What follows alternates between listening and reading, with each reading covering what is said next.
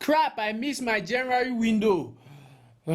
If you are following this channel a lot, you should have seen a video on how I systematically break down scene by scene how one of Nigerian best movie is shit. After I posted them, I started to get insults from fine girls and bitches that can't bring logical points to counter any of my points, but they think using their emotion to type is how you logically prove something is wrong. So I thought that the best way for me to make peace with all of them is to make another video on Wedding Party Part 2 the same way. Wedding Party Part 2 Destination Dubai is the epitome of shit and feels like a fan fiction of a love story that was worse than Twilight. Part 1 was nothing more than a copy of the American movie Jumping the Broom, but it had a blueprint they were working off. Although it was a pile of crap, it was still presentable. But Destination Dubai had nothing to work off apart from an empty husk of a cash grab. Writer Akinolaye and director Chinoze may have hope when they are adapting. Adapting? What the hell am I saying? They have hope when they are copying someone else's homework, but when they are doing the homework themselves, well, we get this kind of mess. First off, making a sequel to a big movie and replacing the main characters with the side characters from the first movie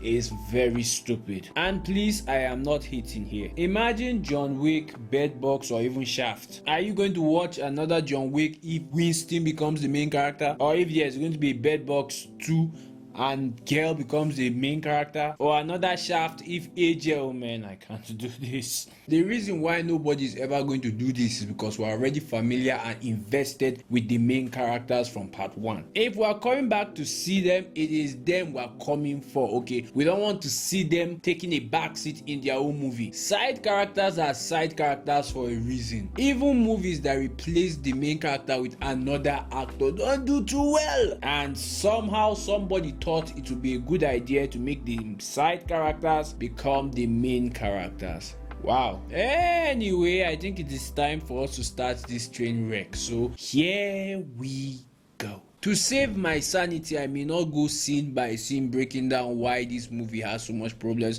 I may just go directly to the problems so we can all have a nice day after this if we can. Now, I'm going to start off here and ask this important question. Is everybody in these restaurants blind? I mean, wait, first let's completely ignore the fact that nobody throws away an expensive ring, but look, take a look at this. Everybody saw what happened, man, but now they are clapping for this shit. Really? Let's even talk about this idiot in the water who refused to move. I mean, he saw the girl walked off. Why is he still there in the water saying marry me?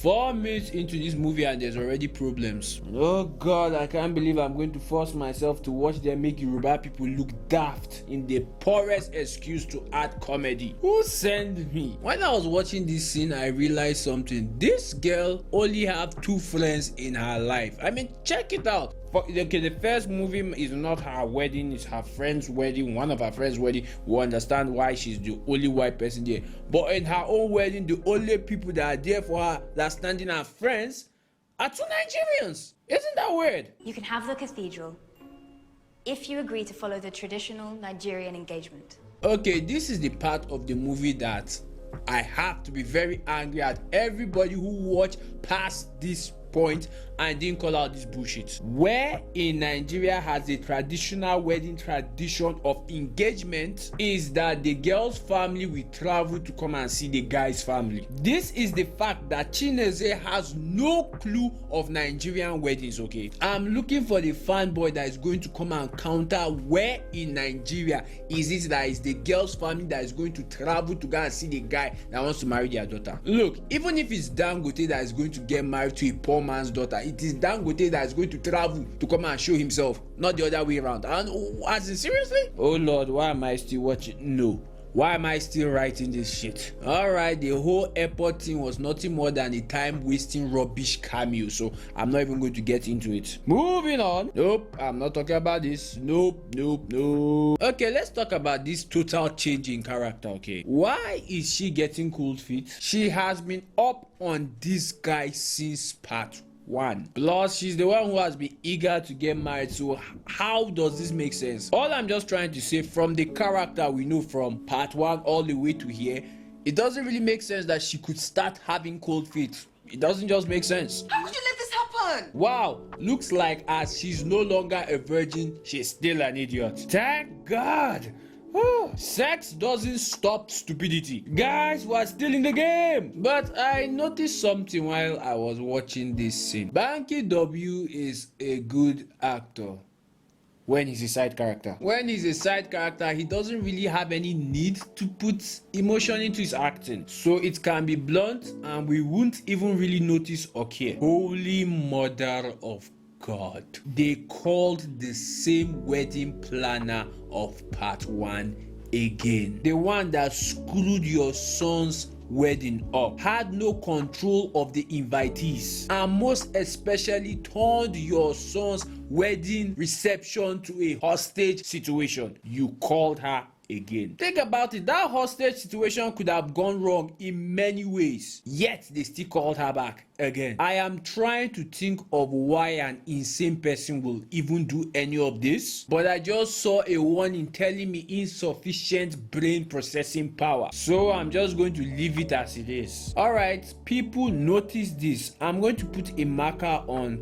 a couple of things I want you guys to notice. Okay, moving on. Why is this character in this movie? To create conflict. But why does this story require conflict? No reason. Because the first one had an opposing force of nature. They thought it would be smart to redo it all over again, and they didn't even tell us why she never existed till today. It's just up in the air. We're just supposed to believe this character can just appear from nowhere. I mean, as this character appear, it brings more questions. Doesn't she have like a husband or kids that attend this thing or any of the weddings, or she's the only existence? Again, why is something like this in the movie? Why is this shit here? What does it achieve apart from cheap laughs? But remember this, people, it was done by these fools over here. Let's mark these two. I'm very sure they are the ones who made this list. If not, it's still them that brought him, so it's still all on their head.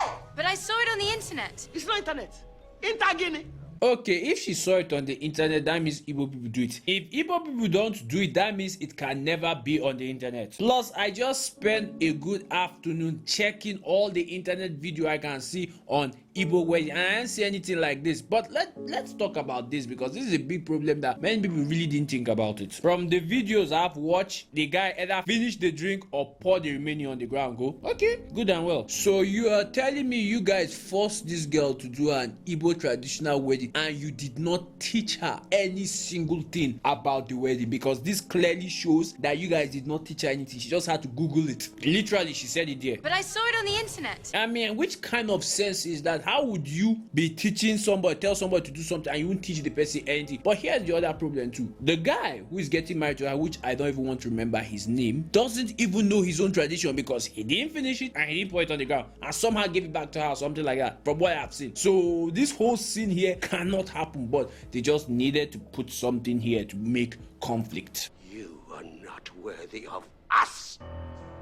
Alright, let me be the first person to say this. I stand 100% behind this racist fuck. Someone just called her foolish woman on her own wedding day. You can't do that and not expect a greater outcome or insult. Remember this scene from part 1 where this woman called this woman's daughter a stupid woman or a foolish girl or something like that, and nothing happened? This is clearly what should have happened, okay? Or maybe this just paybacks a bit, huh? Watching this scene just made me realize something. The men in this movie are either dumb or spineless, and I don't want to say why that is. I will unveil that on my next movie project. See the dignity and honor in marrying a Nigerian, because I am proud to be a Nigerian.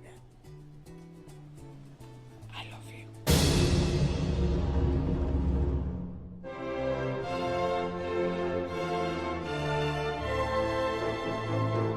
We want to have the wedding next month in Dubai. Dubai?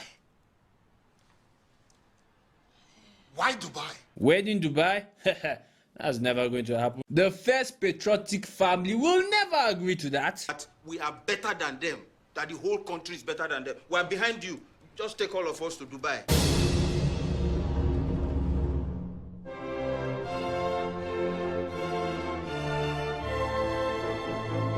Moving on to this scene to show us that Rosie will be returning for no reason in this movie. The fact that they can even talk so casually is very shocking, okay? I mean, didn't you like put your pint in his suit hoping his wife would see it so it will somehow mess up his wedding? Like 8 months ago, did you do something like that? And everybody's like cool with it now? It's like people in this world have short-term memory. But this is some crazy coincidence, oh. Which brings me to another problem. You can't be heavily pregnant and somehow get the green light to fly out. There are rules surrounding that. Now you can't say she got the visa to fly out months ago because the wedding and the idea of them doing the wedding in Dubai came up in 1 month. So this doesn't exactly work for anybody. How did this happen? So it's safe to say they use some form of corruption. God, I love Nigeria.